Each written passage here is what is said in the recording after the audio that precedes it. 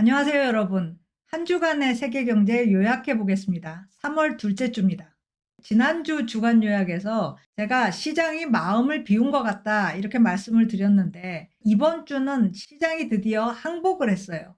올해 금리 인하폭이 시장 참여자들이 생각했던 것보다 작을 것 같다. 받아들이자. 이렇게 된 거예요. 그동안 사실 한 달 이상 연준과 시장이 첨예하게 대치를 했어요. 금리 인하 폭을 가지고. 그런데 시장이 이번 주에 백기를 들었다. 무슨 일이 있었길래 시장이 백기를 든 걸까?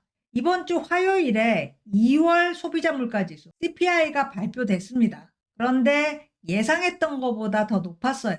전체 CPI 3.2% 나와서 1월의 3.1%보다 미세하지만 0.1%포인트 높았습니다. 예상보다는 상당히 더 높았고요. 그리고 에너지와 식품을 뺀 코어 CPI는 3.8% 나왔습니다. 지난달에 비해서 코어 CPI는 미세하게 둔화됐습니다. 그렇지만 코어 CPI도 예상보다는 더 높았습니다. 자, 코어가 위에 있는 그래프고 전체 CPI 아래쪽입니다. 그래프에서 보이듯이 둘 다 너무 둔화 속도가 느려요. 거의 횡보하고 있는 모습이죠. 자, 노동부 보도자료를 보면 에너지와 주거비가 CPI 전체 상승분의 60% 이상을 차지했습니다. 사실 반등의 주범은 에너지였다고 보면 돼요. 에너지는 최근에 가격이 계속 내렸어요. 상승이 둔화된 게 아니라 아예 하락했습니다. 그런데 이번 달에 전달 대비 2.3%나 갑자기 올라버린 거예요. 이것 때문에 전체 CPI 반등이 나타났다 이렇게 말할 수 있고요. 쉘터 보면요. 1월에 0.6% 올랐습니다. 월간으로. 그런데 2월에는 0.4% 올랐어요. 그러니까 상승 속도가 한 달 만에 약간 둔화됐다 이렇게 말할 수 있죠. 그런데도 상승폭 자체는 컸기 때문에 전체 CPI 상승에서 많은 부분을 차지했고요. 그리고 이 0.4%라는 월간 상승률도 과거에 있었습니다. 그러니까 이게 특별히 많이 둔화된 수치다 이렇게 말할 수는 없어요. 시장은 처음에는 이 CPI 수치 반등한 거 보고 깜짝 놀랐죠. 그런데 에너지 들여다보고 쉘터 들여다보고 그러니까 이거 별거 아니네 이러면서 긍정적으로 해석을 하기 시작한 거예요. 에너지라는 거는 일시적으로 올랐다 내렸다 하는 거 아니냐. 이건 신경 쓸 필요 없다. 그리고 주거비는 보니까 하락 국면으로 진입한 것 같은데 이렇게 해석을 한 겁니다. 그래서 화요일 CPI가 높게 나온 날이었지만 증시는 상승했습니다. 그런데 문제는 다음날 수요일에 발표된 PPI였어요. 생산자 물가지수, 도매 물가지수라고도 하죠. 이 PPI가 예상을 웃더라도 너무 크게 웃돈 수치로 나온 겁니다. 지난달에 비해서 0.6% 올랐어요. 예상은 0.3%인데 그거보다 2배나 더 많이 오른 겁니다. CPI와 마찬가지로 PPI 상승도 에너지 가격이 오른 게 주 원인이었어요. 자, 차트에 보듯이 작년 10월 이후 가장 높은 PPI 나왔습니다. 자, PPI가 이렇게 나오니까 그 전날 나온 CPI에 대한 긍정적 해석이 와르르 무너져 버렸어요.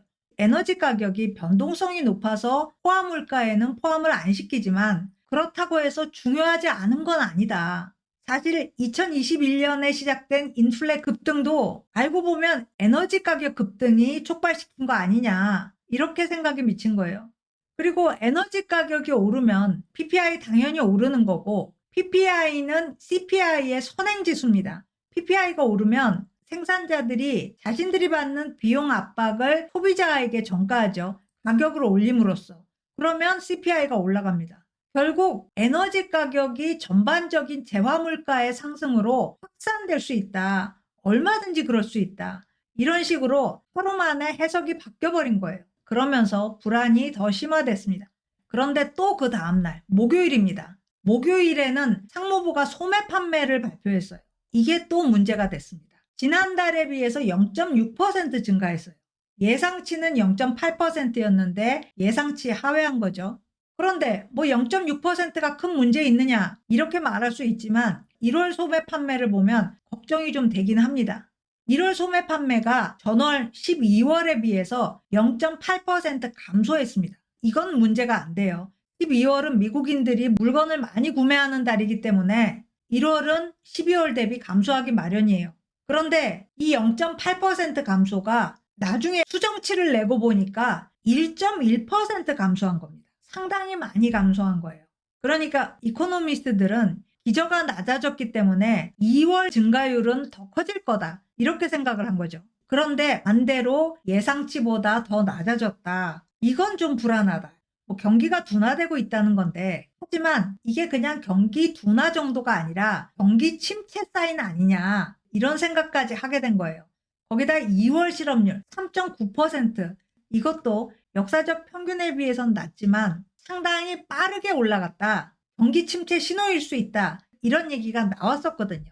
그러니까 실업률 올라가고 소매 판매 생각보다 덜 늘고 이런 걸 보니까 불안한 거죠.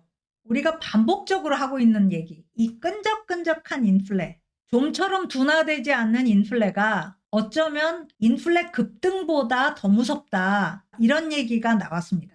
국제결제은행이 최근에 보고서를 냈는데 서비스 인플레 제압이 더 어렵다. 이유가 뭐냐? 첫째는 1인당 소득이 증가하면 서비스 수요는 당연히 따라서 증가하기 때문이다. 그러니까 경제가 성장하면 서비스 인플레는 제압하기가 어렵다. 두 번째 이유는 고생산성 업종의 임금 상승이 노동 집약적 서비스 업종의 비용 상승을 촉발시킨다. 예를 들어서 IT 엔지니어의 급여가 오른다. 그러면 이 엔지니어들은 자기가 하고 있던 일을 돈을 지불하고 맡긴다는 거예요. 노동 집약적인 서비스를 이용한다는 거죠. 그러면서 이 업종의 비용 상승을 촉발시킨다, 이런 말입니다. 자, 그렇기 때문에 서비스 인플레의 둔화는 전체 인플레 둔화보다 1년 이상 지연될 수 있다.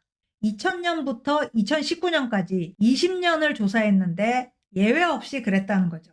자, 이 얘기는 무슨 의미냐? 우리는 소비자 물가 지수가 이렇게 내려가기를 바란다는 거죠. 이게 2024년입니다. 올해 말까지는 2%갈 거다, 이렇게 기대를 하는데 역사적으로 그런 적은 한 번도 없었다. 만약에 이번에도 역사적 추세대로 간다면 CPI는 이렇게 꺾이는 게 아니라 이렇게 천천히 꺾일 것이다. 다시 말해서 내년 말이 돼야지 2%대로 갈 거다, 이런 얘기인 거죠.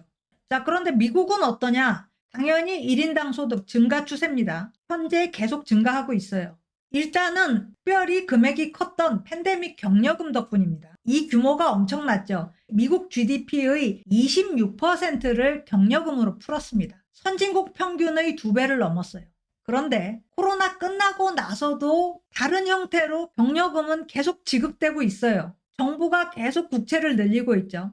2023년 작년만 해도 정부 적자 8%였습니다. 전쟁이나 공황기 아니면 적자 8%는 있을 수 없는데 이제는 이게 일상이 돼버렸어요. 재정의 이 대규모 적자로 미국은 고용과 수요를 지탱하고 있습니다. 시급 상승률 4%대로 유지 중이에요. 상승률 자체가 더 이상 올라가지는 않습니다. 그렇지만 4%대 지속되고 있고 이건 물가 상승률보다는 상당히 더 높죠. 이렇게 되면 이런 상태에서 서비스 물가 잡기 어렵다는 얘기입니다. 자, 이렇게 해서 이번 주에 시장은 올해 금리 인하는 3번 정도 있을 것 같다, 이렇게 전망을 하향했습니다. 여기서 금리 인하 1회는 0.25%포인트입니다. 그러니까 3번이면은 곱하기 3 하면 이 정도 나온다는 거죠. 그런데 1월에만 해도 시장은 올해 6번 내지 7번의 금리 인하를 예상했어요. 올해 말쯤 되면 기준금리에서 1.68%포인트가 내려갈 거다, 이렇게 생각을 한 거예요. 그리고 이번 주 화요일 이전에만 해도 연말까지 1%포인트는 내려가지 않겠냐, 이렇게 예상을 했어요. 그런데 갑자기 전망치를 크게 줄인 겁니다. 연준의 12월 점도표만큼 하락한 거예요. 이렇게 되니까 증시 대표 지수들 지난주에 이어서 이번 주도 주간 하락을 했습니다. 국채 수익률은 0.2%포인트 정도 올랐고요. 자, 이번 주에 이런 말이 처음으로 언급이 됐어요. 만약에 금리 인하를 하면 2차 인플레 물결이 촉발되지 않을까. 시장이 이걸 우려한다는 거예요. 지난주까지만 해도 그래, 연준의 주장이 무슨 말인지 알겠다, 그러면서 따라가려고 했는데 이번에는 한 주 만에 금리 인하를 했을 때 그 효과를 걱정하는 쪽으로 한 걸음 더 간 거죠. 미국은 좀 이런 분위기고요. 그래서 유럽과 일본이 미국보다 먼저 금리 결정을 할 가능성이 높아졌습니다.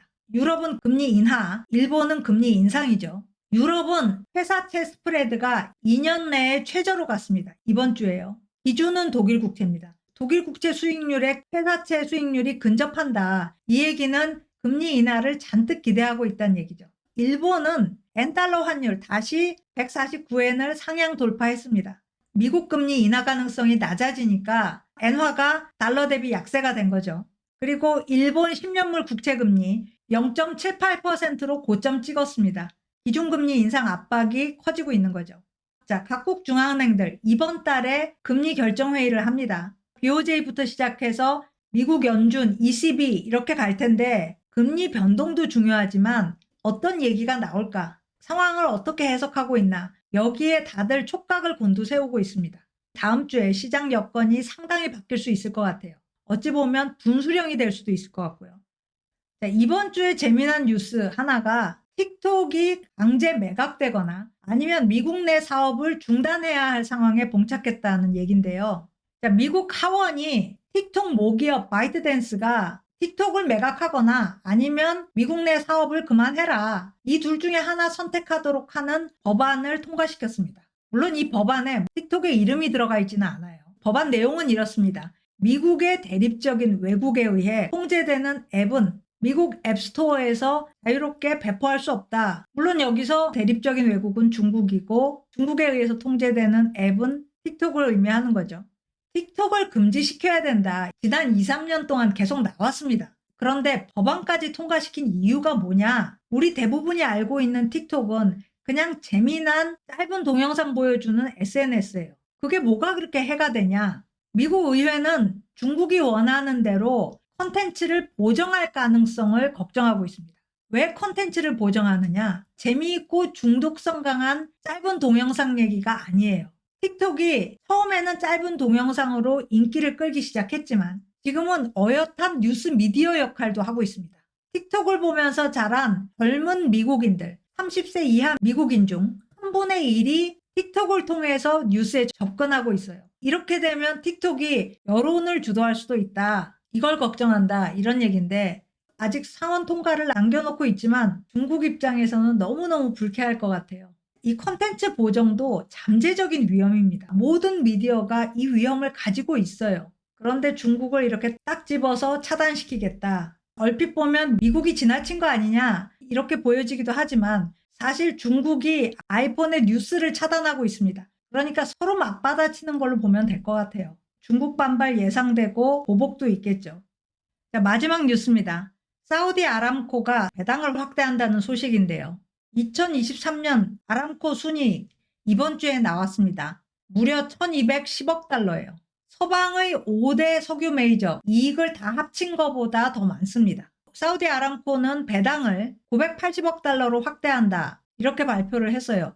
사우디 아람코 상장했지만 유통 주식 수는 극히 일부에 불과합니다. 대부분은 사우디가 그냥 보유하고 있어요. 그래서 배당을 늘리면 이게 대부분 사우디 국가소득으로 잡힙니다. 배당금이 사우디 소득의 핵심 원천이 되는 거죠.